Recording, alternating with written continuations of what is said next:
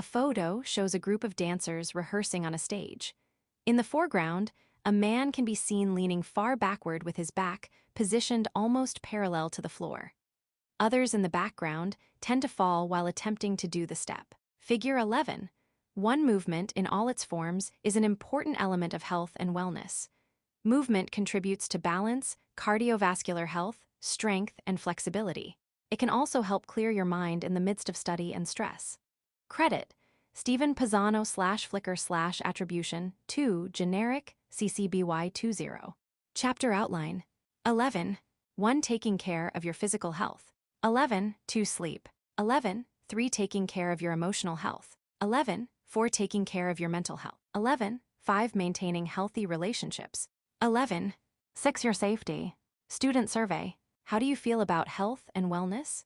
These questions will help you determine how the chapter concepts relate to you right now. As we are introduced to new concepts and practices, it can be informative to reflect on how your understanding changes over time. We'll revisit these questions at the end of the chapter to help you identify opportunities for improved health. Take this quick survey to figure it out, ranking questions on a scale of 1-4, 1 meaning least like me and 4 meaning most like me. I eat enough fruits and vegetables every day. I get enough sleep. I have, for the most part, healthy relationships with friends and family.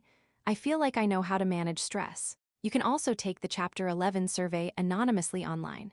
Student profile. My freshman year of college, I started at a pretty big university. I had what some call social anxiety and even cried before getting out the car on my first day. That year was a struggle for me, and I constantly had to fight with myself to step out of my comfort zone in order to succeed. I knew that if I made positive changes to my life, then I would easily succeed in school.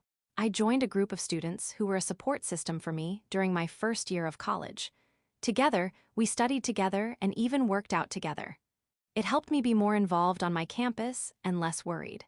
Being connected with other students has taught me a lot of ways to cope with common problems many students face. My first advice would be first and foremost, always make sure you are being kind to yourself.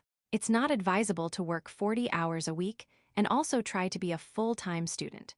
You need to set up a realistic home and school life so that way you are balanced with your assignments and other responsibilities. You need to give your body and your brain time to rest so you can absorb as much as you want to without restrictions. I found it useful to start working out to make sure that I'm dedicating the time I should be to myself and not working myself until exhaustion. Little things like exercise, yoga, and meditation can do amazing things for your body as well as your mind. If you take care of your body will take care of you. Felicia Santiago, Delgado Community College. About this chapter explores the many ways your health is impacted by your lifestyle choices. The goal of this material is to help you do the following. Describe actions you can take to improve your physical health. Identify ways to maintain and enhance your emotional health.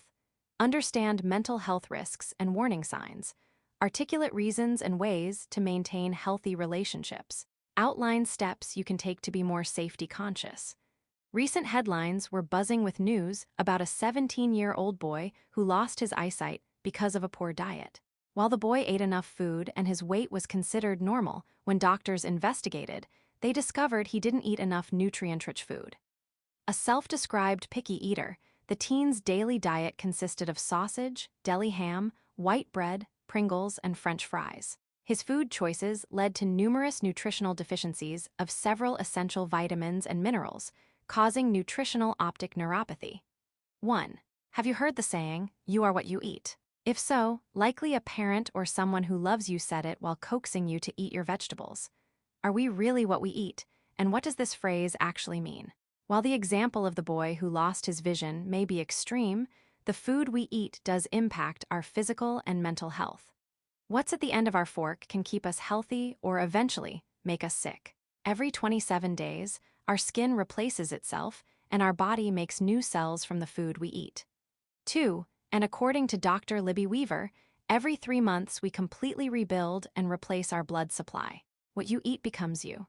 It's not only what you eat that impacts your health, but also how much you exercise, how effectively you deal with stress, how well you sleep, your work habits, and even your relationships. These things all have an impact on your well-being. There are two primary reasons we become unhealthy. First, we do not deliver enough nutrients for our cells to operate properly. And second, our cells are bombarded with too many toxins. Keeping it simple, good health is proper nutrients in, toxins out. Toxins come from a host of sources: certain foods, the environment, stressful relationships, smoking, vaping, and alcohol and drug use. And if we don't sleep and exercise enough, toxins can hang around long enough to cause us harm. As a first-year college student, you will make many choices without parental oversight, including the food you eat and the way you take care of your body and brain. Some choices put you on a path to health, and other choices can lead you down a path toward illness. There is a strong connection between success in college and your ability to stay healthy. Health is more than a strong body that doesn't get sick. Health also includes your overall sense of well-being, mental, emotional, and healthy relationships. Good health is about making positive choices in all of these areas and avoiding destructive choices. It's about learning to be smart, to set boundaries, to watch out for your safety, and to take care of the one body that will carry you through life. While health and wellness are often interchanged, it is important to differentiate the two concepts. Health is a state of physical, mental, and social well-being, while wellness is a process through which people become aware of and make choices toward a healthy and fulfilling life. Questions to consider: what is healthy eating? Why is it important to stay hydrated? How important is exercise to a healthy body? Are you getting enough sleep to be healthy? What are toxins, and how can they affect your health? You have one body. Treat it well so as to maximize its ability to serve you throughout your life. Often physical health gets moved to the bottom of the priority list when we are busy. Taking care of your physical health doesn't mean six-pack abs or training for a marathon. It means honoring your physical needs so your body can function properly.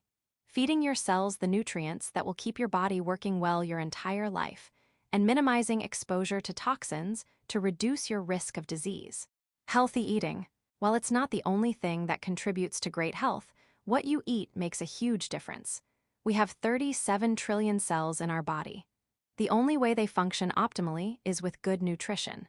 As a college student, you will be surrounded by temptations to eat poorly or even to overeat. It's now up to you to make wise choices in the face of these temptations. Your dining hall is likely full of many healthy foods and just as many unhealthy foods. You may grab food on the run while racing to class or order a pizza at midnight while studying for a test. Lobby vending machines or a stash of snacks in your room should not turn into a substitute for real meals. The downside of fast food and easy access treats is that many are loaded with sugar, salt, or both. The United States Department of Agriculture, USDA, updated their Healthy Plate Guidelines in 2011. My plate illustrates 5 different food groups considered the building blocks for a healthy diet: vegetables, fruits, protein, grains, and dairy. An image shows a food circle depicting a place setting with a plate and glass divided into 5 food groups. Figure 11. Eating healthy is a journey shaped by many factors, including our state of life, situations, preferences, access to food, culture, traditions, and the personal decisions we make over time. The USDA recommends that vegetables and fruits make up the largest portions of your diet and dairy the smallest portion. All your food and beverage choices count. My Plate offers ideas and tips to help you create a healthier eating style that meets your individual needs and improves your health. Credit: USDA/public domain. It's also important to know what is not a healthy plate. A healthy plate is low in refined carbohydrates, donuts, pastries, pasta, cookies, low in sugar, and low in saturated fat, although we need healthy fats like avocado and nuts. You can learn more at https://www.myplate.gov/. While the USDA's MyPlate was revised to reflect some key findings at that time, nutritionists at Harvard felt it didn't offer the most complete picture when it comes to basic nutrition guidelines. They created the Healthy Eating Plate, which is based on what they consider to be the best available science. Similar to MyPlate, half the plate is vegetables and fruit. Aim for 8 servings of veggies or fruits a day, more veggies than fruits. It's important to note that the Harvard version was created without the political pressure from food industry lobbyists, for example, the dairy industry. Note that grains are further defined as whole grains, protein is now healthy protein, and water is emphasized over dairy milk. What other differences do you see? This table provides more detail on how the healthy eating plate compares to USDA's MyPlate. Healthy eating also includes choosing organic fruits and vegetables when possible. By choosing organic, you help lower the amount of toxins your body encounters, since conventional fruits and vegetables are often sprayed with pesticides. Organic foods may not be readily available on your campus or in your local grocery store, so strive to choose the best options possible given availability and your budget. Many college and universities are adding organic food as a result of student demand.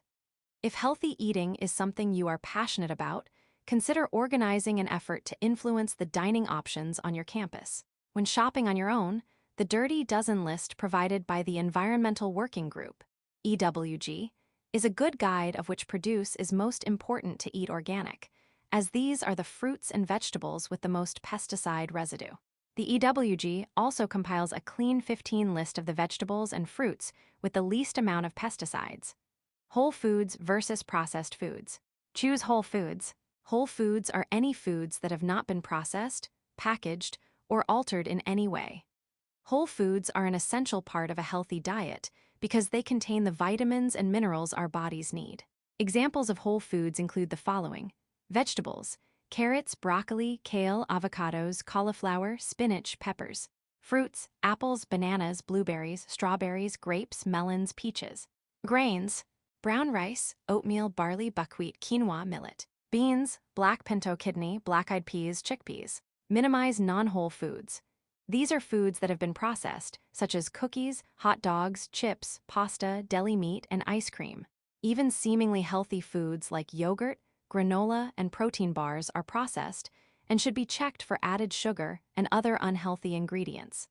The average American eats 62% of their daily calories from processed foods. 3. In order for your body to be as healthy as possible, it's extremely important to include lots of whole foods in your diet. When you eat junk food, you think junk thoughts. Michael Bernard Beckwith, How to Read a Food Label. The U.S. government requires food manufacturers to put a label on every processed food product. This is so we, as consumers, know what we are putting into our bodies and can make good dietary choices. A quick review of the label will provide a lot of important information about what you are eating, yet most people don't take the time to read the label. This is a big mistake. Think of the front of the package as a marketing billboard. Don't be fooled by the marketing. Every day, millions of dollars are spent to persuade us to eat foods that are not healthy for us. Through visuals, like the strawberry on the bottle of dressing below, and words, like natural, healthy, or gluten-free, the food industry wants us to make assumptions about the nature of a food product without looking at the facts. For example, many people eat protein bars thinking they are a healthy choice, but protein bars can have up to 30 grams of sugar. Understanding the nutrition information and ingredients will help you make healthier choices. When you take the time to read the labeled ingredients, you are no longer being marketed to, you are staring at the facts. An image shows a food label titled Nutrition Facts. Figure 11. 3. This label displays the key nutritional information about a common container of fruit salad.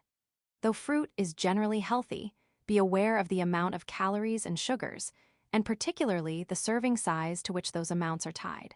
Note that the U.S. government has updated food label requirements, and this version of the label will soon be the only one you'll see.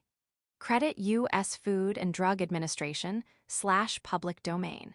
Look at the label on the back of what appears to be a healthy item, fruit salad or fruit cocktail.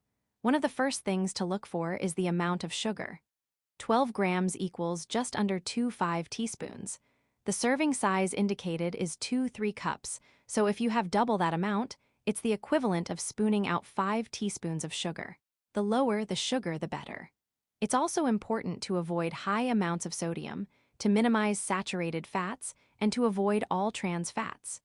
Trans fats are unhealthy substances made through the process of solidifying liquid oils to increase the shelf life of foods. Also called partially hydrogenated oil, trans fats are often found in margarine, microwave popcorn, crackers, cookies, and frozen pizza. Saturated fat usually comes from animal products like butter and meat fat. Saturated fat tends to raise the level of cholesterol in the blood, and while some is okay, moderation is best. Dietary fiber is a good thing, the higher the number the better. Fiber has virtually no calories, but it holds water in your stomach, makes you feel full, and helps with digestion. Vitamins are very important. Aim to get to 100% of your recommended daily value through the food you eat throughout the day. Next, look at the ingredient list that can be found at the bottom of the nutrition label. A long list of ingredients likely contains fillers and preservatives you should avoid. If you can't pronounce an ingredient, you can generally assume it is not a healthy option. And it's not only what you eat, it's what you don't eat. As a rule, the fewer the ingredients, the better. This video on how to read a food label is a helpful overview on what else to look for. You can also download the Fuducate app, which allows you to scan the barcode of any food item and quickly see a report card and suggestions for healthier alternatives. Analysis question. Take a few minutes to write down everything you ate in the last 2 days. Now review your list and estimate what % of your food intake came from whole foods. How did your meals compare to the healthy plate? Where is there opportunity for healthier choices? How can these changes benefit you? What you drink. What is your go-to drink when you are thirsty? Soda, juice, coffee, how about water? Most of your blood and every cell in your body is composed of water. In fact, water makes up 60 to 80% of our entire body mass, so when we don't consume enough water, all kinds of complications can occur. To function properly, all the cells and organs in our body need water. Proper hydration is key to overall health and well-being. By the time you feel thirsty, you are already dehydrated. Dehydration is when your body does not have as much water and fluids as it needs. Researchers at Virginia Polytechnic discovered that mild dehydration, as little as losing 1 to 2% of body water, can impair cognitive performance. Water increases energy and relieves fatigue, helps maintain weight, flushes toxins, improves skin complexion, improves digestion, and is a natural headache remedy. Your brain is 76% water. Headaches, migraines, and back pains are commonly caused by dehydration. Your body will also let you know it needs water by messaging through muscle cramps, achy joints, constipation, dry skin, and of course, a dry mouth. Aside from feeling thirsty, the easiest way to tell if you are dehydrated is to check your urine. If it is a dark shade of yellow, your urine is overconcentrated with waste. This happens because water helps flush out waste, and when you're hydrated, there's a higher ratio of water to waste, turning your urine a lighter color. One of the best habits you can develop is to drink a large glass of water first thing in the morning. Your body becomes a little dehydrated as you sleep. Drinking water first thing in the morning allows your body to rehydrate, which helps with digestion and helps move the bowels for regularity in the morning. It also helps to eliminate the toxins your liver processed while you slept. Check out this video for more benefits of drinking water. Staying hydrated is important to keep your body healthy, energized, and running properly. As a general guideline, aim to drink 8 glasses of water a day. Although a more helpful guide is to drink half your body weight in ounces. For example, if you weigh 150 lb, try to drink 75 oz of water a day. One of the best ways to remind yourself to drink throughout the day is to buy a reusable bottle and bring it everywhere you go. There are 2 reasons to use a refillable water bottle instead of a plastic bottle. Your own health. Most plastic water bottles have a chemical called bisphenol A, BPA, which is added to plastics to make them more durable and pliable. BPA is known to disrupt hormones and has been linked to sperm dysfunction, the health of the planet. Do you know that every time you drink from a plastic water bottle and casually toss it in the trash, it can stay on the planet approximately 450 years? 5 Even when you recycle, the complex nature of recycling doesn't guarantee your plastic bottle will make it through the process. Americans purchase about 50 billion water bottles per year, averaging 13 bottles a month for each of us. By using a reusable water bottle, you can save an average of 156 plastic bottles annually. 6. But I don't like the taste of water. It may take time, but eventually you will. Add a little more each day, and eventually your body will feel so fantastic fully hydrated that you will have water cravings. In the meantime, You can visit the dining hall in the morning and add lemon, lime, berries, watermelon, cucumbers, or whatever taste you enjoy that will add a little healthy flavor to the water. While water is undeniably the healthiest beverage you can drink, it is unrealistic to assume that is all you will drink. Be careful to minimize your soda intake, as most sodas are loaded with sugar or artificial sweeteners, which can be even worse than sugar.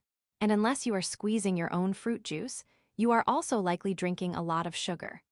Many fruit juices sold in supermarkets contain only a small percentage of real fruit juice and have added sugar and other unhealthy sweeteners like high fructose corn syrup. A 12-oz glass of orange juice can contain up to 9 teaspoons of sugar, about the same as a 12-oz can of Coke. Hot or cold herbal teas are a wonderful addition to your diet. Exercise. Many people exercise to maintain or lose weight or increase cardiovascular health, but physical outcomes are only one potential benefit of exercise. Regular exercise can improve the quality of your sleep, strengthen your bones, increase your energy levels, and reduce your risk of high blood pressure, diabetes, and even some forms of cancer. 7. Regular exercise is key to living a long, healthy life. There are 3 basic types of exercise: flexibility, strength training, and cardiovascular. Flexibility is the range and motion of the joints in your body, or the ability for your muscles to move freely. Without adequate flexibility, daily activities can become difficult to do. Stretching increases your body's flexibility, improves circulation, and sends more blood to your muscles. Just a few minutes a day of deep stretching can have a powerfully positive impact on your health. Yoga and Tai Chi are other wonderful ways to improve your flexibility. Strength is the body's ability to produce force. Strength training helps improve muscle strength and muscle mass, which will become increasingly important as you age. Increased muscle helps your body burn calories more efficiently. Strength training also helps maintain bone strength. In addition to lifting weights, other ways to build strength include push-ups, pull-ups, squats, lunges, and yoga. Cardiovascular is the body's ability to use oxygen efficiently during exercise. As one's ability to use oxygen improves, daily activities can be performed with less fatigue. Great cardiovascular modes of exercise include jogging, swimming, biking, and HIIT, high-intensity interval training. HIIT is short bursts of intense activity followed by a rest period. With HIIT, you can squeeze a lot of benefit into a short period of time. Click here for an example of HIIT workouts. A photo shows 2 persons in jiu-jitsu uniforms sparring during a jiu-jitsu training session as another woman in the background watches them. Figure 11. Four-year college may offer a variety of unique and interesting exercise programs and classes, which you can take advantage of to learn new things and stay fit. Credit: Joe 11/Flickr/attribution 2. Generic CCBY20. Research indicates that regular aerobic exercise can support memory and cognition. In these studies, aerobic exercise generally increases the number of new neurons created in the brain's memory center and also reduces inflammation. 8. Inflammation in the brain may contribute to the development of dementia and other neurodegenerative conditions. It might be good timing to take a jog before you sit down to study for a test. It's important to move throughout the day and every day. Aim to exercise for 150 minutes a week. You don't have to be the king or queen of CrossFit. It's the daily movement that is most important. While it is best to integrate all 3 types of exercise, the best exercise is the one you will actually do. Find and commit to a form of exercise you will enjoy. Toxins. We live in an increasingly toxic world. Since the Industrial Revolution, we have released thousands of man-made chemicals into the environment. These chemical toxins are in our food, pesticides, conventional fertilizers, in food packaging, in household products, and in our personal care products. Many of these chemicals have been linked to infertility, asthma, migraines, ADHD, and cancer. The complicated thing about these chemicals is that their effects can take years or even decades to appear. The chemicals build up over time and they interact with each other, which can result in problems that are not considered by single chemical testing, which is the majority of the limited testing that is done. Now the good news, there are simple things you can do right now to limit the amount of toxins in your environment.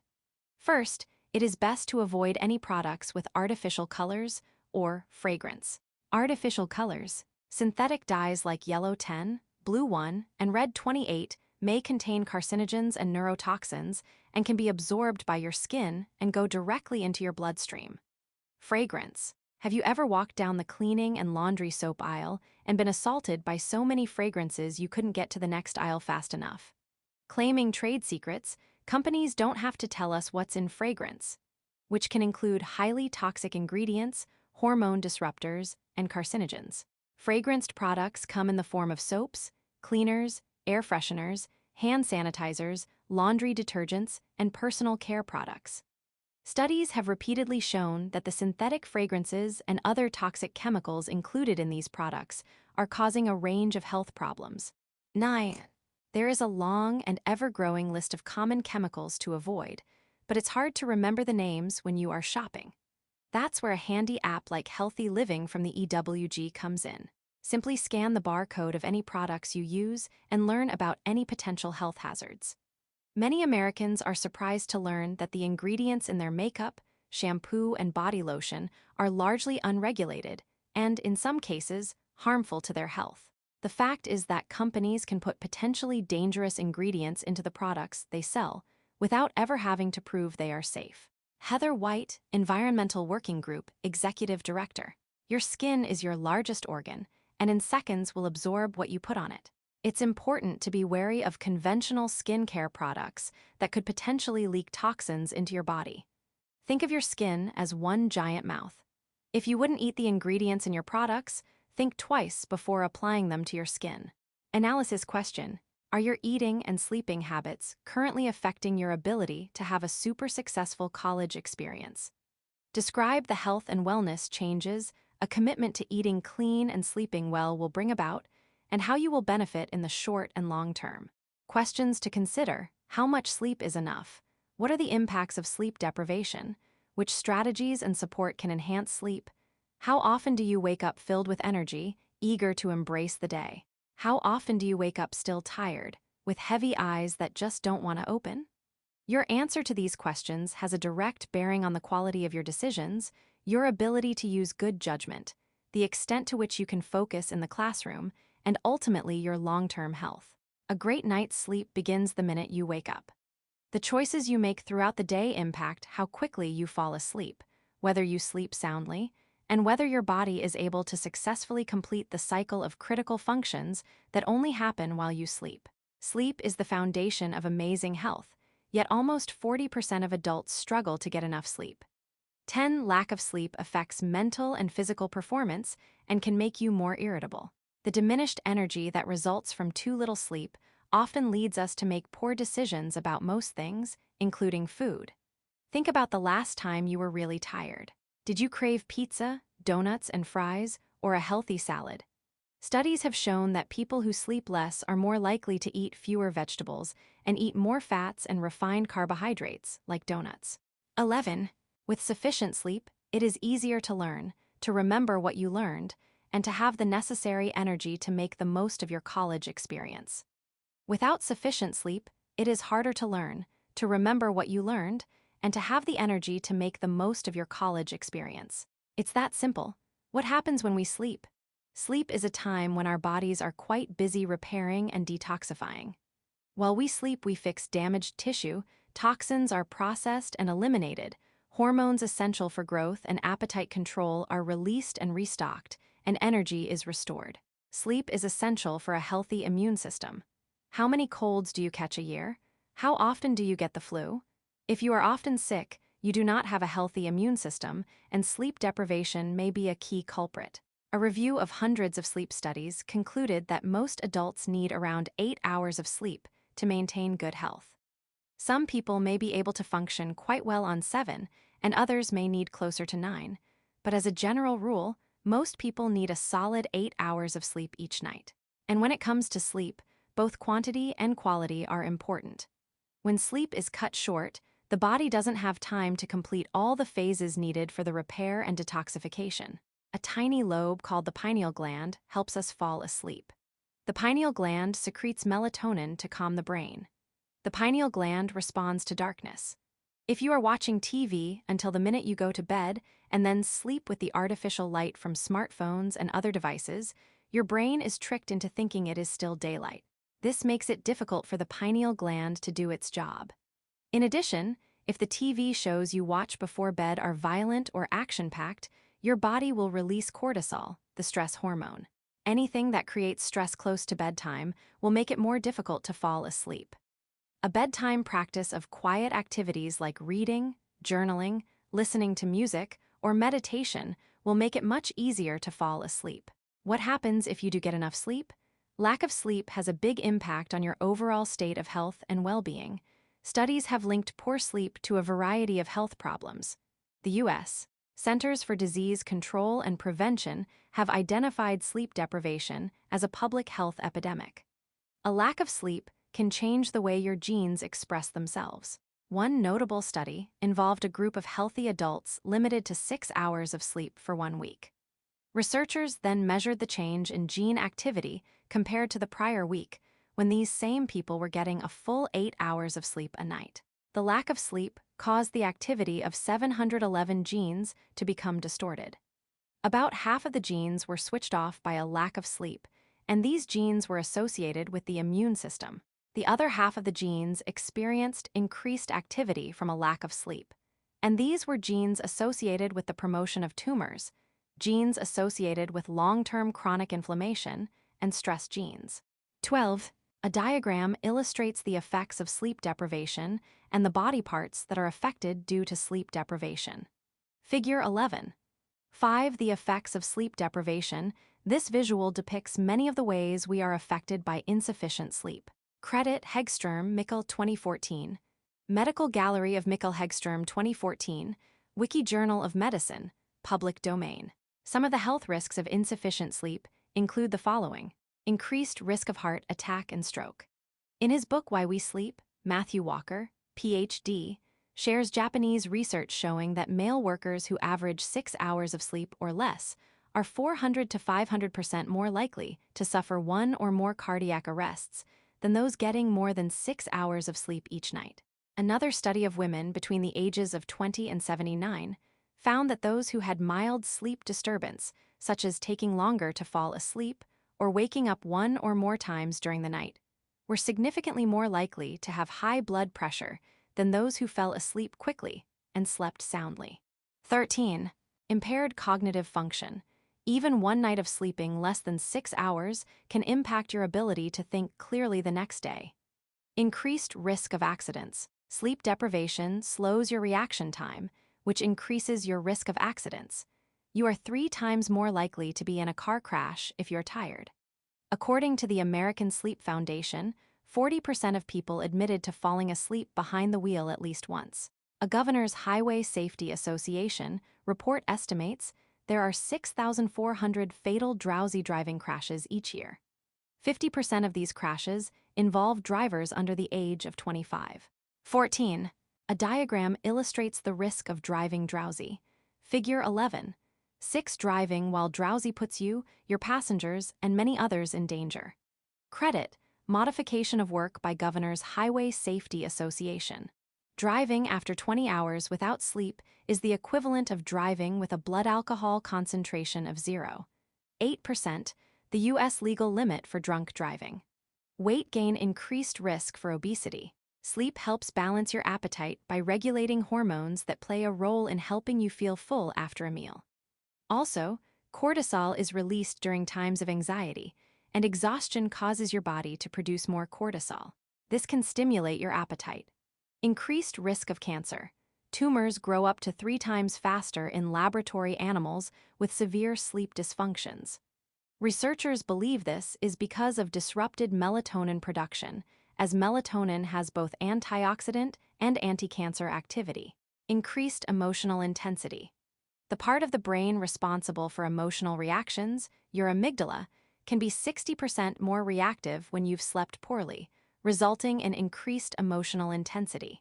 For more information on the advantages and health risks of sleep, watch this TED Talk by Matt Walker, Ph.D. Director of the Sleep Center at U California, Berkeley. Tips to improve the quality of your sleep. Now that you are more aware of the ways insufficient sleep harms your body, let's review some of the things you can do to enhance your sleep. Make sleep a priority. It can be challenging in college, but try to get on a schedule where you sleep and wake at the same time every day to get your body accustomed to a routine. This will help your body get into a sleep rhythm and make it easier to fall asleep and get up in the morning. Sleep in a cool, quiet, dark room. Create a sleeping environment that is comfortable and conducive to sleep.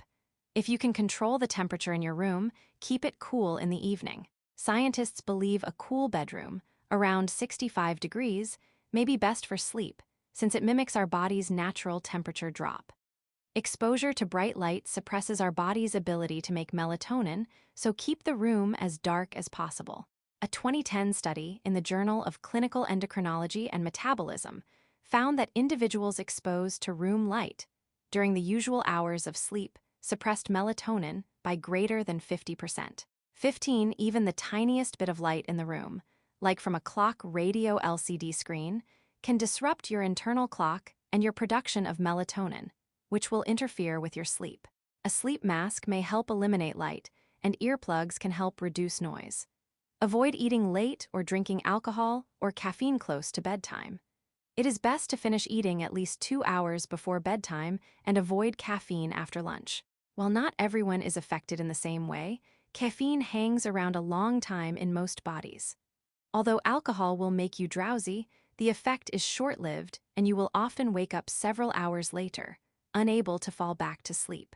Alcohol can also keep you from entering the deeper stages of sleep, where your body does most of the repair and healing. A 2013 scientific research study concluded that energy drinks, other caffeinated beverages, and alcoholic beverages are risk factors of poor sleep quality.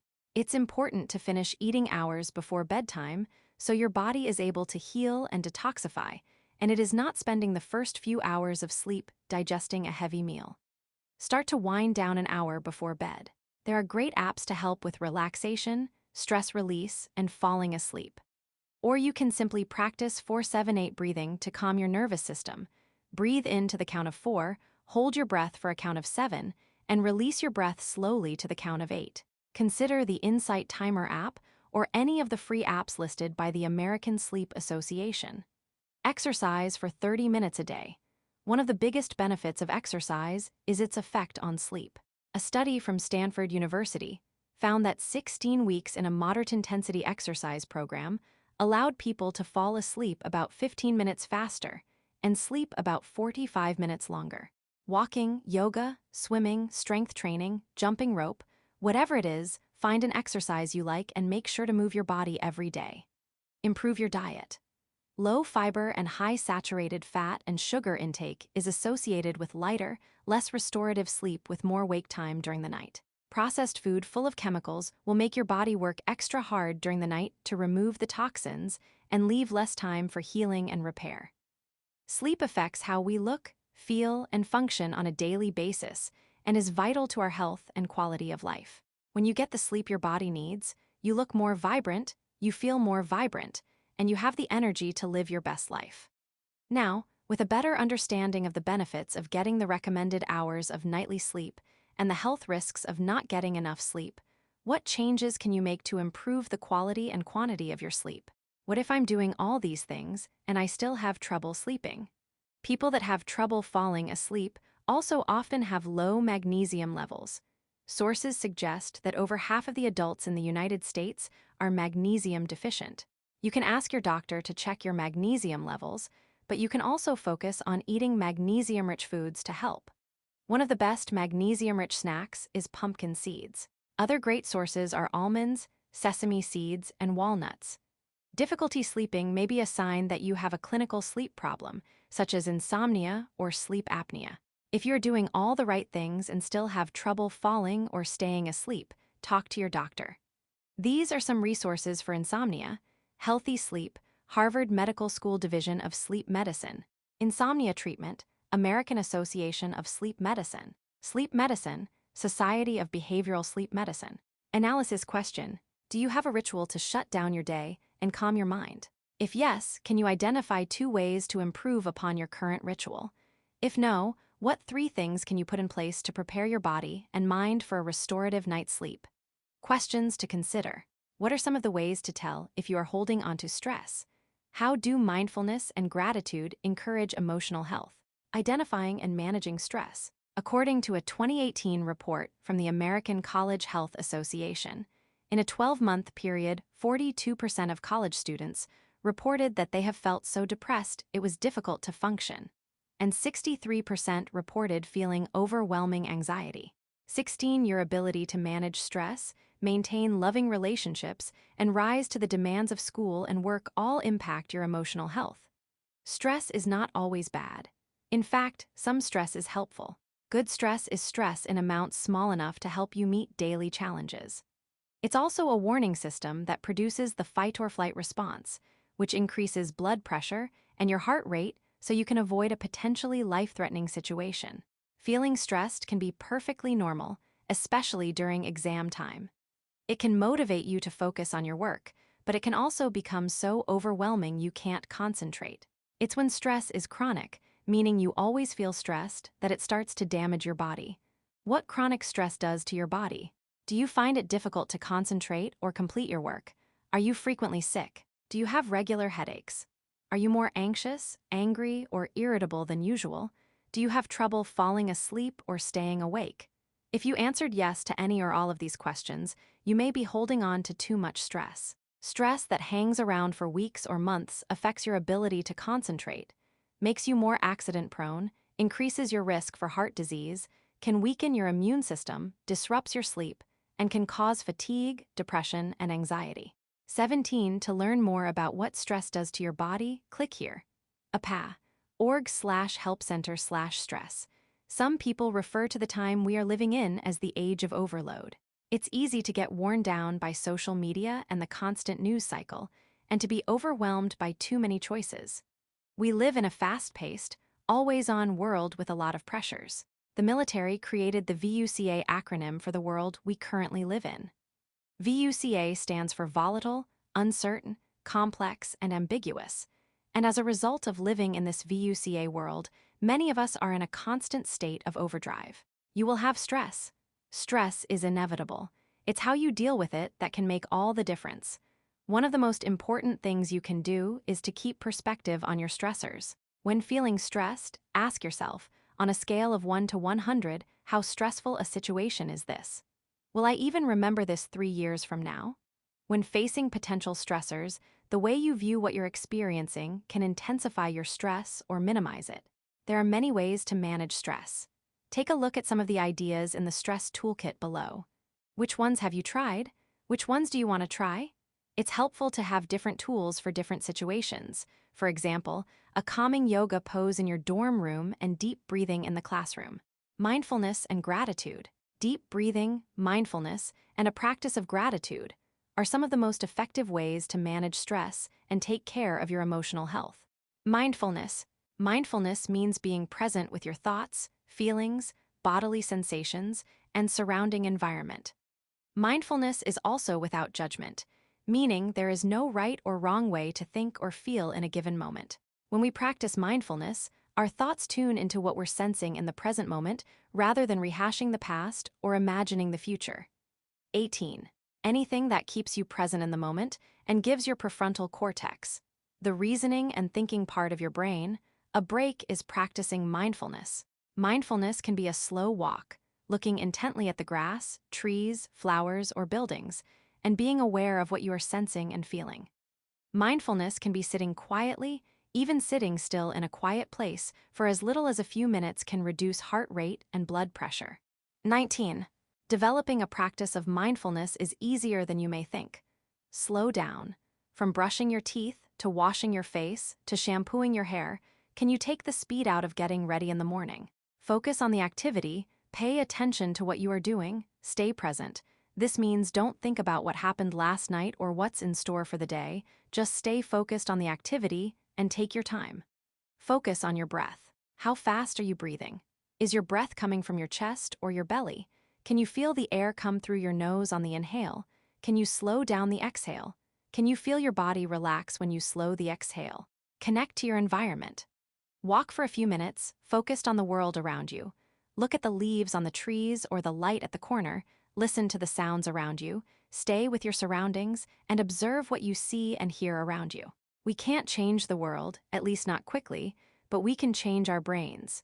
By practicing mindfulness, all of us have the capacity to develop a deeper sense of calm.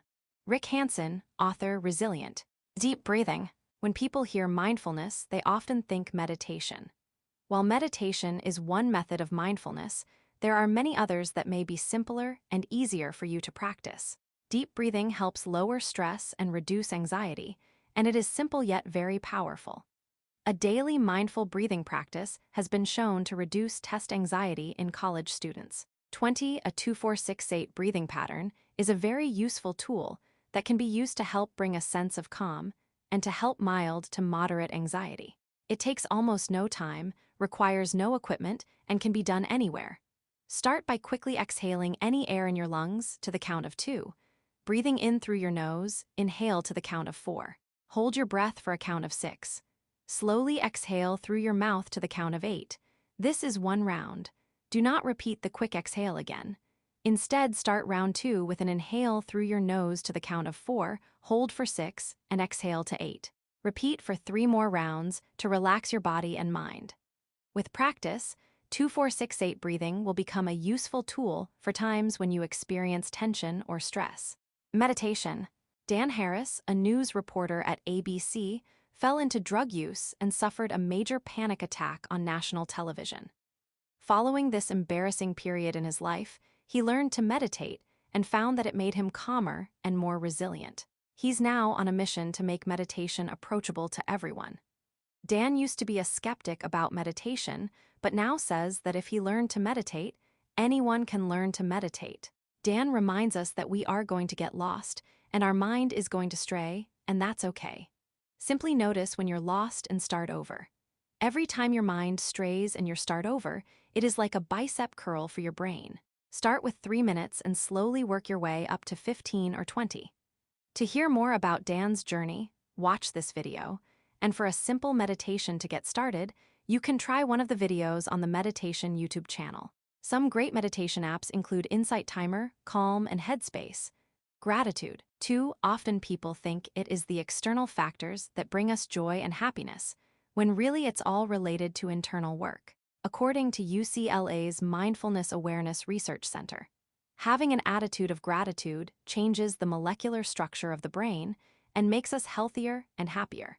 When you feel happiness, the central nervous system is affected. You are more peaceful, less reactive, and less resistant. 21. Numerous studies show that people who count their blessings tend to be happier and less depressed. In a UC Berkeley study, researchers recruited 300 people who were experiencing emotional or mental health challenges and randomly divided them into 3 groups. All 3 groups received counseling services. The first group also wrote a letter of gratitude every week for 3 weeks. The second group wrote about their thoughts and feelings with negative experiences. The third group received only counseling. The people in the group who wrote gratitude letters reported significantly better mental health for up to 12 weeks after the writing exercise ended. This would suggest that a healthy emotional self-care practice is to take note of good experiences or when you see something that makes you smile. Think about why the experience feels so good. According to Rick Hanson, author of Resilient, each day is strewn with little jewels. The idea is to see them and pick them up. When you notice something positive, stay with the feeling for 30 seconds. Feel the emotions in your whole body. Maybe your heart feels lighter or you're smiling. The more you can deepen and lengthen positive experiences, the longer those positivity neurons in your brain are firing, and the longer they fire, the stronger the underlying neural networks become. Repeat that process a half dozen times a day, and you'll feel stronger, more stable and calmer within a few weeks. A chart titled Build a Stress Toolkit lists a toolkit to fight stress. Figure 11. 7. Do you have a stress toolkit filled with a variety of stress scoping tools to help you navigate any stressful situation? Credit: Modification of Work by Robin Bensreham. Activity: take a look at some of the suggested tools for your stress toolkit. Which ones have you tried? Have they been effective in helping you manage stress? Ask 2 friends or family members about their favorite stress management strategies. What has worked for you and others that is not on this list? Identify 2 new tools you would like to explore and articulate how you will determine if they work for you. And then you can confidently add them to your stress toolkit. Question to consider: what is mental health? How can I take care of it? The World Health Organization ranks mental health conditions as the leading cause of disability in the United States. 1 in 4 adults experience a diagnosable mental health disorder in any given year, yet more than half will not seek treatment. The primary reason people don't seek the help they need is shame and fear of judgment from friends, family, and coworkers. It is important to remove any stigma associated with mental health and encourage those who need help to seek support. What students say: in your opinion, which of the following is the most significant health issue facing college students? Stress and/or exhaustion, drinking and/or substance abuse, unhealthy eating, unhealthy relationships, safety. Which of the following best describes your experience or outlook regarding healthy eating while in college? I'm generally able to eat healthy food most of the time. I have difficulty eating healthy food because of lack of choices on campus. I don't have enough money to eat healthy food. I don't have enough time to focus on eating healthy food. I need to learn more about healthy eating. It's not something I'm very concerned about. When you are facing an issue regarding your emotions, stress, mental health, or relationships, what do you typically do? Wait for it to pass or work through it. Talk to a health professional. Talk to friends or family. Talk to another trusted person such as a teacher, or religious person. Use a method such as meditation, exercise, or something similar. You can also take the anonymous What Students Say surveys to add your voice to this textbook. Your responses will be included in updates.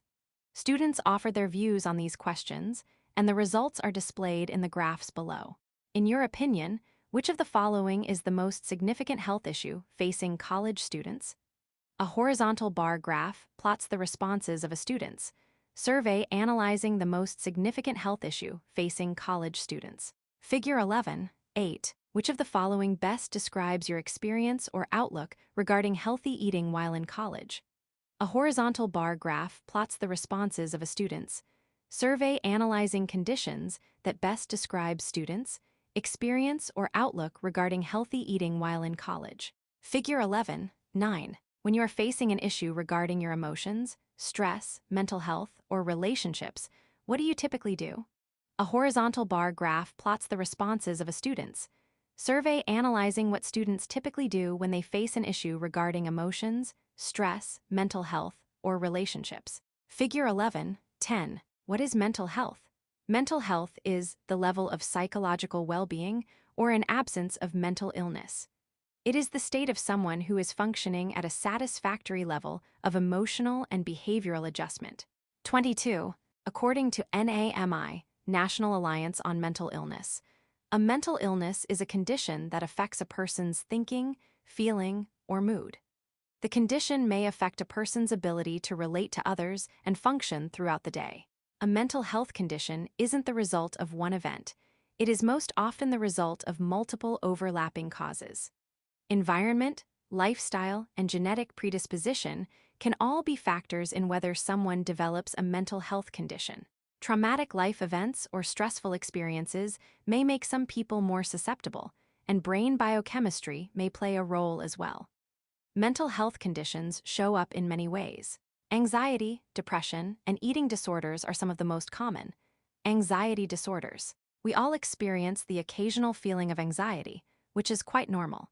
New situations, meeting new people, driving in traffic, and public speaking are just a few of the common activities that can cause people to feel anxious. It is important to seek help when these feelings become overwhelming, cause fear, or keep us from doing everyday activities. Anxiety disorders are the most common mental health concern in the United States. And while there are many types of anxiety disorders, they all have one thing in common: persistent, excessive fear or worry in situations that are not threatening. 23. Physically, your heart may race, and you may experience shortness of breath, nausea, or intense fatigue. Talk with a mental health care professional if you experience a level of anxiety that keeps you from your regular daily activities. Eating disorders. Eating disorders are not uncommon among students. Stress or anxiety may create a desire for some students to overeat, while others may develop a concern about body shape or weight and significantly reduce their food intake. Anorexia nervosa is a potentially fatal illness marked by self-starvation. People with anorexia usually have an irrational concern about body shape or weight and eat a very restricted diet. They may also feel the need to exercise all the time, even when they are sick or exhausted. Binge eating is frequent consumption of large amounts of food in a short period of time. People who binge regularly, more than once a week, and feel a lack of control over their eating may have binge eating disorder, BED. It is important to seek treatment if you suspect there is an issue with binge eating. Treatment can address any underlying psychological issues that will help control urges to binge eat. Bulimia involves cycles of excessive eating followed by eliminating food through vomiting or with laxatives.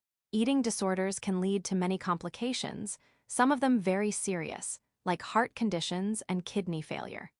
It is crucial for anyone with an eating disorder to stabilize their health, then continuing medical care and counseling to reach full recovery. Eating disorders can be treated successfully with medical care, psychotherapy, counseling, or coaching. If you think you might have an eating disorder, visit a doctor or your campus health center. The National Eating Disorders Association also offers information, help, and support. Depression. Most people feel sad at times. This is a normal reaction to loss or struggles we face. Being sad is not the same as having depression. When intense sadness lasts for several days or even weeks, and you are no longer interested in activities you once enjoyed, it may be depression. Depression can lead to a variety of emotional and physical problems and can decrease a person's ability to function at work and at home.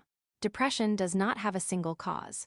It can follow a life crisis or physical illness, but it can also occur spontaneously. Several factors including trauma, a significant life change, brain injury, and drug and alcohol misuse may contribute to depression. Depression is a treatable medical condition. Talk with a mental health care professional if you experience an ongoing level of sadness that keeps you from your regular daily activities. Suicidal behavior. Suicide is when people direct violence at themselves with the intent to end their lives, and they die because of their actions. 24. People who contemplate suicide often experience a deep feeling of hopelessness. They often don't feel they can cope with challenging life events and are not able to see solutions to problems. In the moment, they are unable to see that the challenges are really only temporary. Most survivors of suicide attempts go on to live wonderful, full lives. Help is available all day, every day, for anyone who might be in crisis. By offering immediate counseling to everyone that may need it, crisis centers provide invaluable support at the most critical times. If you or someone you know has warning signs of suicide, get help as soon as possible. Family and friends are often the first to recognize any warning signs and can help take the first step in finding treatment. If someone is telling you that they are going to kill themselves, do not leave them alone. The National Suicide Prevention Lifeline at 1-800-273-TALK 8255 is available 24 hours a day, 7 days a week. A crisis text line is also available 24/7 by texting HOME to 740-1741, 85,258, or 680-6868. There are also near-term plans to implement a 988 suicide hotline number that will work similarly to 911. Depression is a key risk factor for suicide, along with substance abuse, chronic debilitating pain, mental health disorders, and a family history of suicide. These are some of the warning signs to help you determine if a friend or loved one is at risk for suicide, especially if the behavior is new, has increased, or seems related to a painful event. Talking about wanting to die or to kill themselves, looking for a way to kill themselves, like searching online or buying a gun. Talking about feeling hopeless or having no reason to live. Talking about feeling trapped or in unbearable pain. Talking about being a burden to others. Increasing the use of alcohol or drugs. Acting anxious or agitated, behaving recklessly, sleeping too little or too much, withdrawing or isolating themselves, showing rage or talking about seeking revenge, extreme mood swings 25. Additional resources. Because entering college is such a big transition, it is important to know what health services are available on your campus. Some help may be beyond the scope of a college counseling program, and if this is the case, your college health center can refer you to off-campus resources to support you. Regardless of where you attend college, OK to Talk and NAMI offer online, text, and phone support. OK to Talk is a community for young adults struggling with mental health problems. It offers a safe place to talk. Call the NAMI helpline at 800-950-6264 or TXT NAMI to 740-1741. Questions to consider. How does self-care benefit relationships? Why is community so important to healthy relationships? What is sexual health? Relationships are key to happy and healthy lives, according to Dr. Robert Waldinger, director of the Harvard Study of Adult Development. People with the best health outcomes were people who leaned into relationships, with family, with friends, with community. A photo shows two young women sitting on the edge of a busy sidewalk eating a meal. One reaches to the other's face as if to remove a piece of food. Figure 11. 11 healthy relationships involve trust, respect, and support. Credit.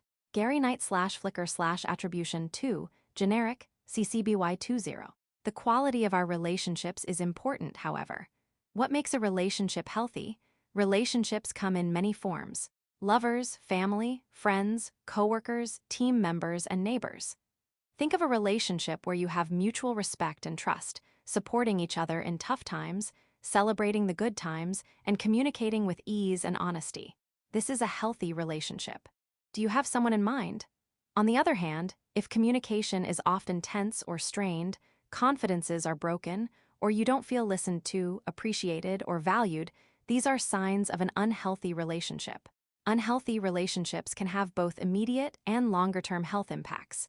If you are unhappy in a relationship, try to improve the relationship or end it. Do not stay in a relationship for the wrong reasons, such as fear of being alone or guilt. If a partner tries to force you to do something sexually, harms you physically, or is verbally abusive, you are in an unhealthy relationship. Even if you believe the person loves you, it does not make up for the harm they are doing to you. End the relationship. Take a moment to assess the health of your relationships. Who are the people who make you smile, who boost your confidence, who truly listen when you need to talk, and who want only the best for you? Investing in these relationships is likely to make you happier and healthier. Relationships are two-way streets. How committed are you to your relationships? How much effort do you put into nurturing your relationships? Self-care. Healthy relationships start with healthy individuals. Self-care is learning to take good care of yourself and to prioritize your own needs. Self-care involves any activity that nurtures and refuels you, such as taking a walk in the woods, going to a yoga class, attending a sporting event, reading a good book, or spending time with friends. When you are feeling calm and nourished, you are going to look forward to your day, and despite how busy it is, you will prioritize time with friends and family. If you don't take care of and learn to love yourself, you will never be able to bring your best self to any relationship. An important dynamic you bring to any relationship is how you feel about yourself. Self-esteem is about loving yourself and being happy for who you are. Building healthy self-esteem impacts how you see yourself, which can drastically improve your relationships. While low self-esteem won't keep us from romantic love, it can act as a barrier to a healthy relationship. If you do not believe you are good enough, how can you expect your partner to think so? When you feel secure in yourself, this allows you and your partner to feel more secure about the relationship. If you have insecurities, it may show in your relationship as jealousy, defensiveness, or tension that leads to unnecessary arguments. Healthy self-esteem goes hand in hand with self-confidence, and feeling confident about yourself will translate into a stronger and more satisfying relationship. If you are experiencing low self-esteem, you may give your partner too much credit or stay in a relationship that is not healthy for you. If you find yourself changing your personality for someone else, that is never a sign of a healthy relationship. You can reverse negative self-talk and build your self-esteem. If you catch yourself thinking you are unlovable, unattractive, or not good enough, It's important to start talking to yourself in a positive way and to celebrate all that is uniquely you. Self-care includes self-forgiveness. We all make mistakes. A misstep isn't the end of the world. Pick yourself up, put things in perspective, acknowledge any lessons to be learned, focus on all that makes you special, and move forward. Be kind to yourself. The importance of community. The Nicoya Peninsula in Costa Rica is home to some of the highest number of centenarians, people who are 100 years old or older, in the world. Costa Ricans in general report a high level of life satisfaction. Dan Buettner, author of the Blue Zones study of the longest living populations in the world, explains that Costa Rica is a place where religion, family, and social interaction are the main values, unlike trying to get ahead or financial security or status. Their cities are set up so they're bumping into each other all day long. They walk to the markets where they have conversations with people. 26. In many families in Costa Rica, multiple generations live together under the same roof or nearby, where they can be involved in each other's lives. Neighbors are like extended family, and people often stop in for a visit and go out of their way to help one another. While this isn't the way many of us live in the United States, the lessons from the Blue Zone study underscore the importance of community and the health benefits of connecting to and staying close to a community. What communities do you belong to? Is your dorm a community? A sports team? A club or people you volunteer with?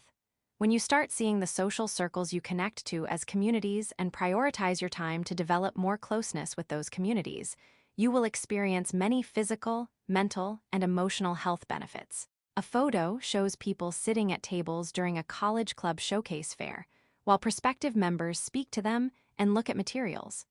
The tables are decorated with signs for clubs, including the Student Veterans Club. Figure 11. 12 joining clubs in college can be an outstanding way to join and build communities. Credit. Support PDX, Cerritos College /Flickr /attribution 2 generic, CCBY2. 0.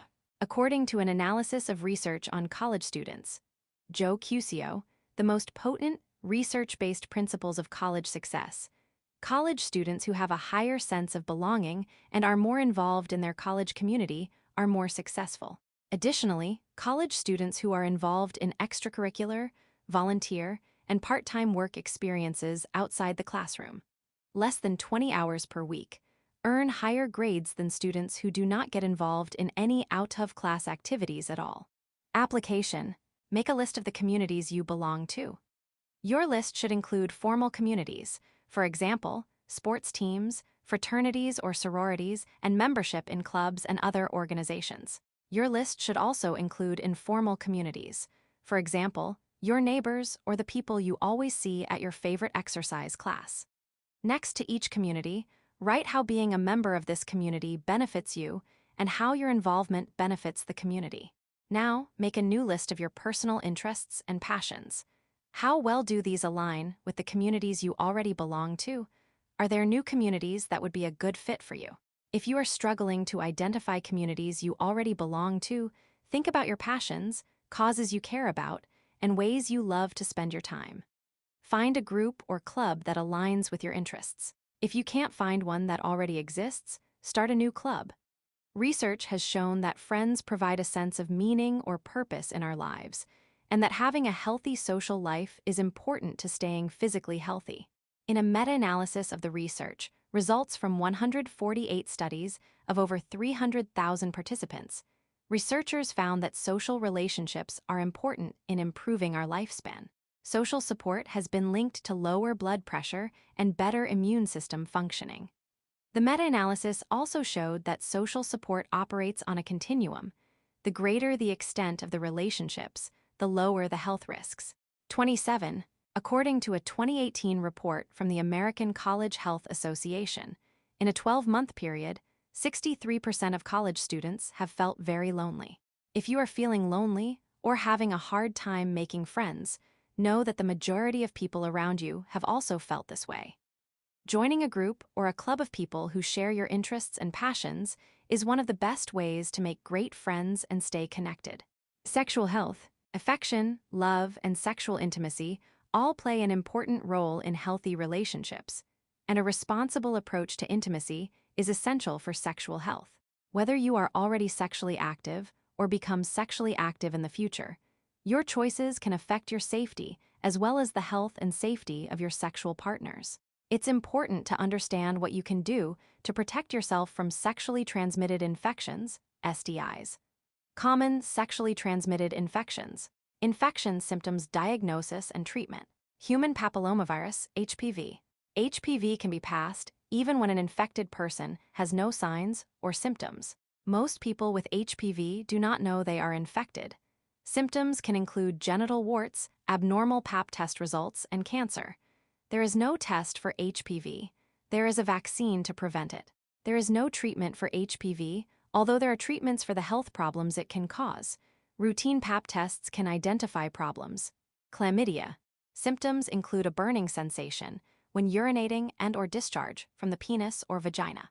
However, most people who have chlamydia have no symptoms. In women, it can cause damage to the reproductive system. Testing usually involves a urine sample or vaginal swab. It can be cured with the right treatment. Genital herpes. Genital herpes is caused by two types of viruses, herpes simplex type 1 and herpes simplex type 2. The virus can be released through sores or through the skin even when sores are not visible. Get examined by your doctor if you notice an unusual sore, a smelly discharge, or burning when urinating. It can be diagnosed through the symptoms, testing a sample from the sore S, or a blood test. There is no cure for herpes. However, there are medicines that can prevent or shorten outbreaks. Gonorrhea. Symptoms can include a burning sensation when urinating, abnormal discharge from the penis or vagina, and bleeding between periods. Rectal infection symptoms include itching, burning, and bleeding. Get examined by your doctor if you or your sexual partner notice any of these symptoms. Testing is usually a urine sample and possibly a throat or rectum swab. It can be cured with the right treatment. Medication will stop the infection, but it will not undo any permanent damage caused by the disease. Human immunodeficiency virus, HIV. HIV damages the body's immune system cells. The most advanced stage of HIV infection is commonly referred to as AIDS, acquired immunodeficiency syndrome. It most often spreads through fluid exchange via unprotected sex or by sharing drug needles with an infected person. Women can pass HIV to their babies during pregnancy or childbirth. Medications such as pre-exposure prophylaxis, PrEP, can reduce risk when taken consistently and with other prevention measures. People can live with the disease for many years, especially if they are diagnosed and treated early. Early diagnosis is also important to reduce the risk of transmitting HIV to others. Table 11. 1. STI data, symptoms, diagnosis, and treatment information courtesy of Centers for Disease Control and Prevention, https://www.cdc.gov/STD. How you can protect yourself against STIs. The surest way to protect yourself against STIs is to practice abstinence. This means not having any vaginal, anal, or oral sex. There are many things to consider before having sex, and it's okay to say no if you are not ready. If you do decide to have sex, you and your partner should both get tested beforehand and make sure you always use a condom. It's not safe to stop using condoms unless you've both been tested, know your status, have another form of birth control, and are in a mutually monogamous relationship. Mutual monogamy means that you and your partner both agree to only have sexual contact with each other. This can help protect against STIs as long as you've both been tested and know you're STI-free. Visit this website to find a confidential STI testing location near you. Before you have sex, talk with your partner about how you will prevent STIs and pregnancy. If you think you're ready to have sex, you need to be ready to protect your body and your future. You should also talk to your partner ahead of time about what you will and will not do sexually. Your partner should always respect your right to say no to anything that doesn't feel right. Sex should always be consensual and respectful. It's important to discuss treatment with your doctor and begin treatment as soon as possible if you find out you have an STI. If you are living with an STI, it's important to tell your partner before you have sex. Although it may be uncomfortable to talk about your STI, open and honest conversation can help your partner make informed decisions to protect his or her health. Questions to consider: what makes a person safety conscious? How can you improve your personal safety? Safety consciousness. To be safety conscious means you have an awareness of potential hazards and an alertness to danger. Simply, you are conscious of being safe. This includes being smart about your physical surroundings and careful with drug and alcohol use. A drug is a chemical substance that can change how your body and mind work and how you feel. Some drugs are illegal, like cocaine or heroin, and while others may be legal, they can still harm your body and brain. Even prescription medicines can be abused when taken to get high or to a point of dependency. Why do people abuse drugs? The answer varies for different people, but most want to feel good and escape any bad feelings they are experiencing. Or they want to improve in an area of their life, for example, to get better grades. This may lead them to start taking drugs for more energy, to stay awake longer, or to stay focused while studying. This short-term boost is not worth the health risks and the potential for addiction. Alcohol. The statistics are sobering. 32% of college students who drank alcohol reported doing something they later regretted, 27% forgot where they were or what they did, and 11% physically hurt themselves. 28. Many people consume alcohol to relax, socialize, or celebrate, but there are serious health effects attributed to too much alcohol consumption. You do not need to be an alcoholic for alcohol to interfere with your health and life, and the potential to become addicted to alcohol is a serious problem that can affect anyone. Alcohol is classified as a drug and is a known depressant, making it the most widely used drug in the world. Alcohol interferes with the brain's communication pathways and can affect the way the brain looks and works. These disruptions can change your mood and behavior and make it harder to think clearly and move with coordination. This is why it is critical to never drive a vehicle if you have been drinking. Drinking can weaken your immune system and damage your heart, increasing your risk for stroke and high blood pressure. Heavy drinking also harms the liver and pancreas. The National Institute on Alcohol Abuse and Alcoholism offers the following guidelines: moderate alcohol consumption, up to 1 drink per day for women and up to 2 drinks per day for men. Binge drinking typically occurs after 4 drinks for women and 5 drinks for men in a 2-hour period that brings blood alcohol concentration levels to 0. 8. GDL. Heavy drinking, drinking 5 or more drinks on the same occasion on each of 5 or more days in the past 30 days.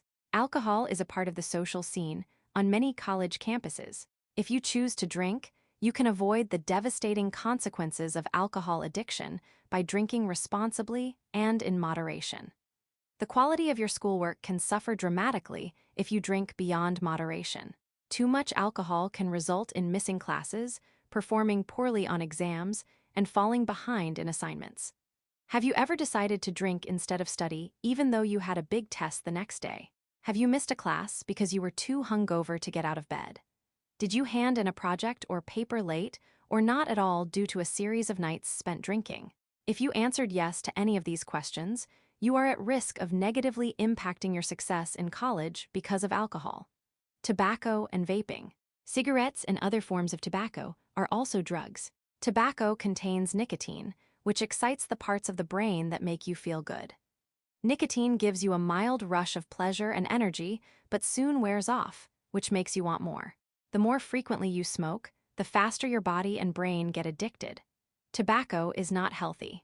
Cigarette smoke causes lung cancer and emphysema. If you live with someone who smokes, you are also susceptible to these diseases, even if you are a non-smoker. This is called secondhand smoke. Smokers are more likely to suffer heart attacks. Chewing tobacco can lead to cancer of the mouth. If you currently smoke, there are medicines and various treatments, as well as hotlines, to help you quit. Electronic cigarettes are marketed as a way to help people stop smoking. Unfortunately, while they do contain less nicotine, they have many health risks. E-cigarettes are battery-operated devices that people use to inhale an aerosol containing nicotine, flavors, and other chemicals. When you smoke an e-cigarette, also called vaping, the nicotine is absorbed from the lungs into the bloodstream, where it stimulates the adrenal glands to release the hormone epinephrine. Epinephrine, also known as adrenaline, stimulates the central nervous system and increases blood pressure, breathing, and heart rate. Like other addictive substances, nicotine activates the brain's reward circuits and increases dopamine. This pleasure causes some people to use nicotine with increased frequency, despite risks to their health and well-being. The FDA, Food and Drug Administration, has alerted the public to reports of serious lung illnesses and several deaths associated with vaping. While the manufacturers of e-cigarettes would like us to believe they are less harmful than cigarettes, nicotine is a highly addictive drug. It is best to stay away from it in any form. E-cigarettes are not an FDA-approved smoking cessation aid, and there is no conclusive scientific evidence on the effectiveness of e-cigarettes to help stop smoking. Smoking e-cigarettes also exposes the lungs to chemicals. A study of some e-cigarette products found that the vapor contains known carcinogens and toxic chemicals, and the device itself can contain toxic metals. If you are still in your teens or early adulthood, these years are critical for brain development. If you use nicotine in any form, or for that matter any substances, you are putting yourself at risk for long-lasting effects. Marijuana. Marijuana comes from the cannabis plant. It can be rolled up and smoked like a cigarette, called a joint. It can also be smoked in a pipe, and edibles are becoming increasingly common. Marijuana can make you feel relaxed, silly, or for some people, nervous. Marijuana makes it harder to pay attention and to remember things that just happened a few minutes ago. If you smoke before class, it is going to make it more challenging to learn. A recent study showed that if you begin regular marijuana use as a teen, you can lose an average of 8 IQ points, and you do not get them back, even if you stop using. 29. Using marijuana makes the heart beat fast and raises your risk of having a heart attack. Marijuana smoke can hurt your lungs. One of the biggest risks is drugged driving, which is driving when you are high. Marijuana makes it harder to pay attention on the road, and your reactions to traffic signs and sounds are slowed. It is dangerous to smoke and drive. Prescription pain medicine. Pain medicines help relieve pain from surgery or injuries. Prescription pain medicines are legal and helpful to use when ordered by a doctor to treat a specific medical problem within a specific time frame. It is vitally important to take any prescriptions according to your doctor's instructions and to carefully read all risks and food medicine counteractions. Unfortunately, people sometimes take pills without a doctor's prescription to get high, believing they are safer than street drugs. Make no mistake, prescription pain pill abuse can be just as dangerous as heroin or cocaine. Drug dealers sell these pills just like they sell heroin or cocaine. The abuse of oxycodone has become well documented. Sometimes it goes by the brand names OxyContin or Percocet. Hydrocodone is also often abused and is best known under the brand name Vicodin. Prescription pain pill abuse can lead to many problems. Pain medicine abuse can slow down or even stop your breathing. Signs of a pain medicine overdose are cold and sweaty skin, confusion, shaking, extreme sleepiness, and trouble breathing. More people overdose from pain medicines every year than from heroin and cocaine combined. If your doctor prescribes any pain relief pills for you, it is important to ask a lot of questions and understand why your doctor is prescribing them. If after consideration you decide to take pain relief pills, stop taking them as soon as you possibly can. The longer you take them, the higher the possibility of getting addicted. Cocaine and heroin. Cocaine and heroin are both powders, often snorted up the nose, smoked, or mixed with water and injected with a needle. It is easy to become addicted to both drugs, and many people who seek treatment find it hard to stay off the drug. It is not uncommon to feel strong cravings for heroin or cocaine years after seeking treatment. People who inject the drug using a shared needle put themselves at further risk of contracting blood-borne viruses, such as hepatitis or HIV. Cocaine can make people feel full of energy for a period of time, but it can also bring about feelings of restlessness and anger. Cocaine raises blood pressure and makes the heart beat faster, which could lead to a heart attack or stroke. Heroin brings a rush of good feelings after it's taken. The feeling then wears off, and users often feel a strong urge to take more. The reason so many people overdose on heroin is because they can't tell how strong it is until they take it. Heroin can slow or stop your breathing. It can kill you. Signs of a heroin overdose are slow breathing, blue lips and fingernails, cold, clammy skin, and shaking. There are medicines that can help people recover from addiction, but the best course is to not start. Avoid any temptation to try heroin or cocaine. Experimentation can be deadly. Methamphetamine, meth. Meth is a white powder that is sometimes made into a pill or rock.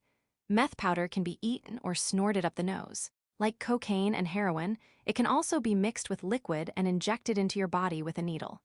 Crystal meth is smoked in a small glass pipe.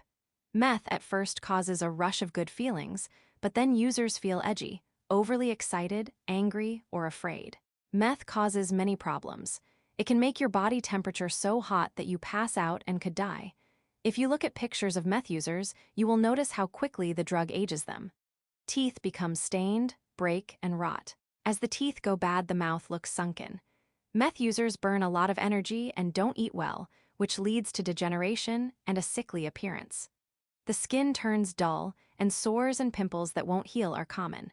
Meth use can quickly lead to addiction and cause cognitive or emotional problems that don't go away or that come back again even after you quit using. For instance, some users feel, hear, or see things that aren't there and think that people are out to get them. This is a dangerous drug that should be avoided at all costs. Other drugs. There are many other drugs of abuse, including ecstasy, K2 or spice, LSD, PCP, and roofies. It's best to avoid all of them. If your use of drugs or alcohol is interfering with your life and negatively impacting your health, school, relationships, or finances, it's time to quit and find help. The first semester is an especially critical and vulnerable time for most first-year students. It is often a time of heavy drinking and partying. The transition to college is often difficult, and while partying may feel like it is helping to ease the transition, the health risks are real. About 1/3 of first-year students fail to enroll for their second year. If you are concerned about your drug or alcohol use, or you need help quitting, visit the Student Health Center or talk with your college counselor. If you need additional resources, the following can help. Drug information online. Drug and alcohol treatment hotline, 1-800-662-HELP. Personal safety. For many students, their first year in college is also the first time they have lived away from home. Or for commuting students, often the most time they have spent away from home. This new freedom can feel really exciting. College should be a time for fun, experimentation, in healthy ways, and growth. It's important to be smart about your safety and conscious that you don't put yourself in any high-risk situations. It's also important to know what to do if any problems arise. Here are some ways to remain safe while enjoying your college experience. Speak up. If you are worried about a friend's well-being, ask them if they are okay. If you see inappropriate behavior, let someone know. Get an RA or other authority involved if someone looks like they are in trouble or an activity looks like it is leading to trouble. In general, speak up if you notice something going on that concerns you. Learn your campus emergency system. Many colleges and universities have blue light phones with direct access to campus security. If your campus has blue light phones, take the time to find out where they are. If you are not familiar with the emergency system on your campus, visit your public safety department or website to understand how you can call for help in an emergency. Add campus security to your phone contacts. A photo shows 2 female college students talking to each other on a college campus. A large emergency phone with buttons and siren appears toward the right. Figure 11. 13 emergency phones and related systems are present on many campuses. Learn your system and note the locations of these devices as you travel. If you commute via public transportation, such as a train or bus, learn the safety procedures and devices available for those systems. Credit KOMO News/Flickr/attribution 2 generic CCBY20.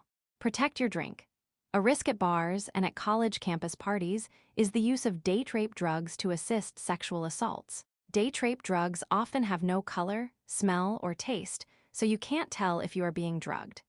The drugs can make you weak and confused, so you are unable to refuse sex or defend yourself. It is easy for anyone to slip a date rape drug in your drink.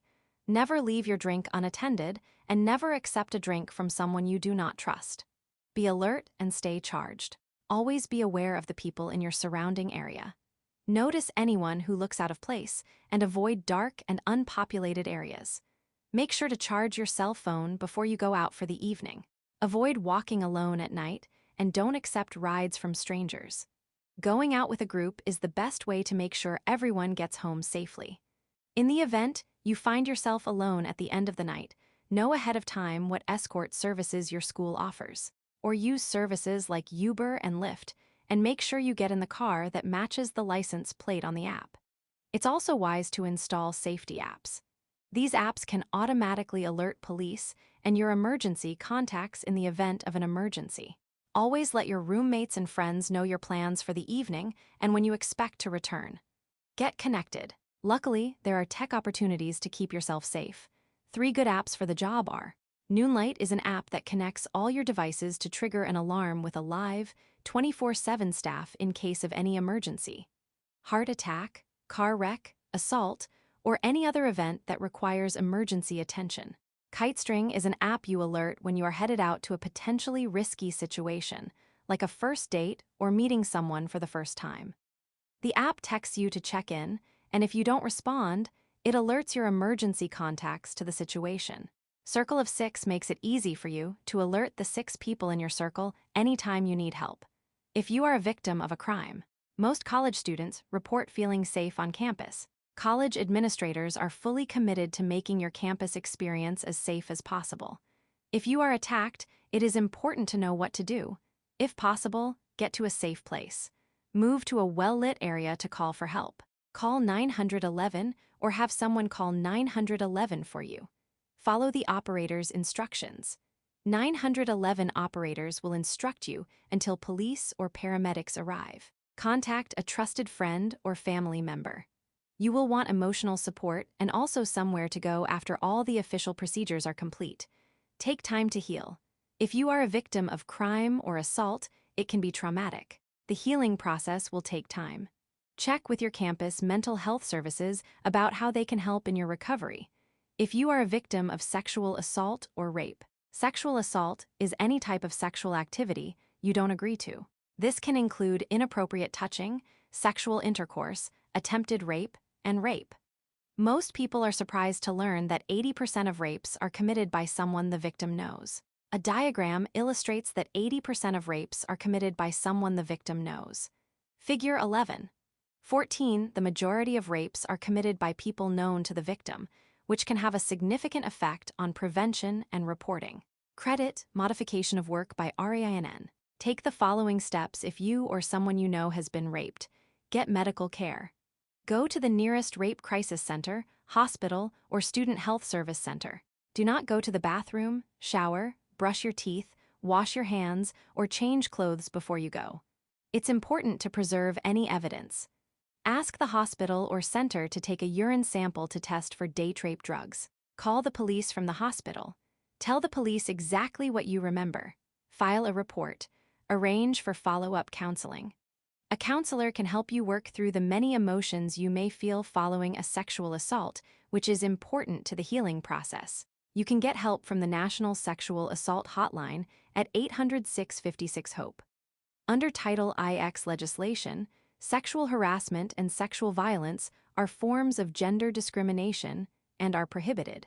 This includes off-campus incidents or incidents that involve people who are not students. If you experience a hostile environment, sexual harassment, or sexual assault, schools have a responsibility to stop the discrimination, prevent its recurrence, and address its effects. Schools also have a responsibility to protect people who report sexual harassment or assault from retaliation from other students, school administrators, or faculty. The Clery Act, a federal law that intersects with Title IX, requires colleges and universities to do the following for survivors of campus sexual assault. Notify survivors of counseling resources. Notify survivors of the option to report a case to the school and law enforcement. Provide requested accommodations, such as changing dorms or classes. Notify survivors of the final outcome of a disciplinary proceeding.